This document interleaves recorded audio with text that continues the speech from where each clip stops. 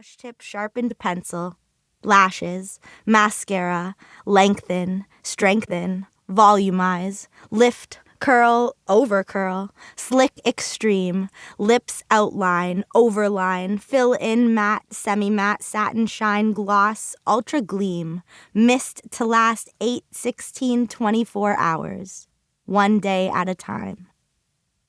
By 8:15, I am throwing on sweatpants, sweat shorts if it's summer, and heading 16 flights down to find Mabel's perfect spot. Back inside, I choose a record to set the tone. By 9:15, I am sitting at my desk, and that's when it starts. Okay, so it starts. How does it start?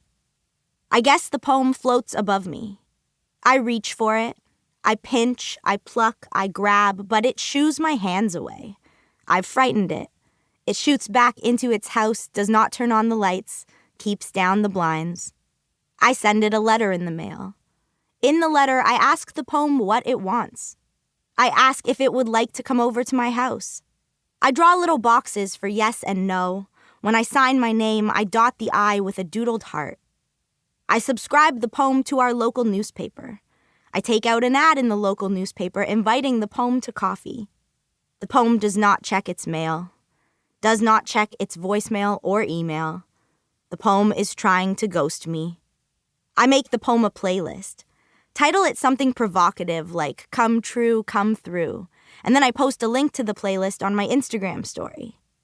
The poem does not watch my Instagram story because the poem does not have social media. I go analog. I knock on its door, but it does not answer. I leave little treats on the doorstep.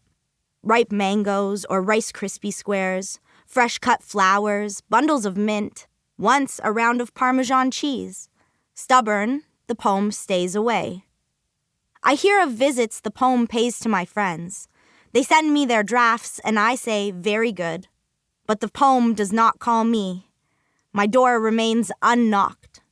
I try to manifest the poem. I rearrange the crystals. I set fire to a small gathering of rosemary.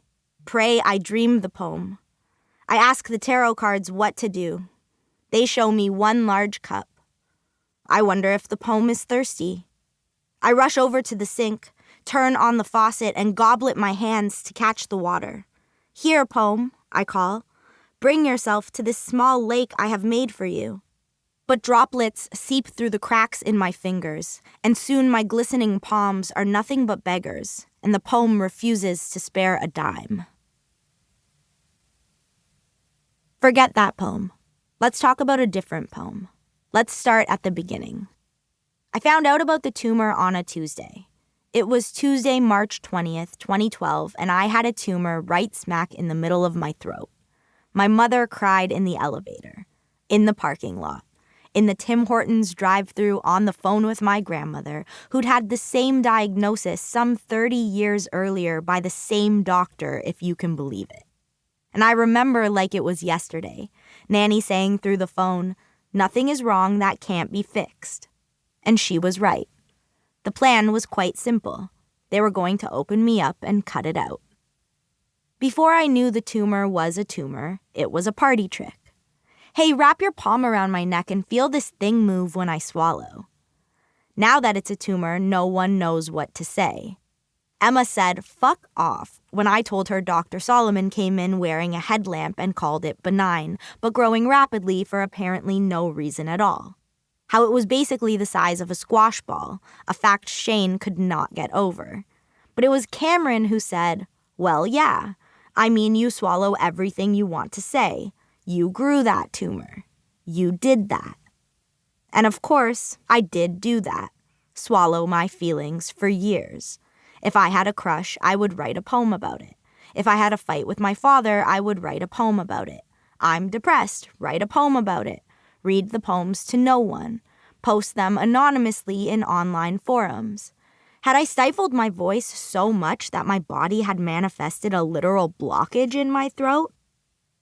Motivated by Cameron and the fear that I have done this to myself, I sign up for a 6-week spoken word workshop. I'm so nervous I don't sign up until the day it begins. A sidebar, a thing I believe is that some experiences are keys that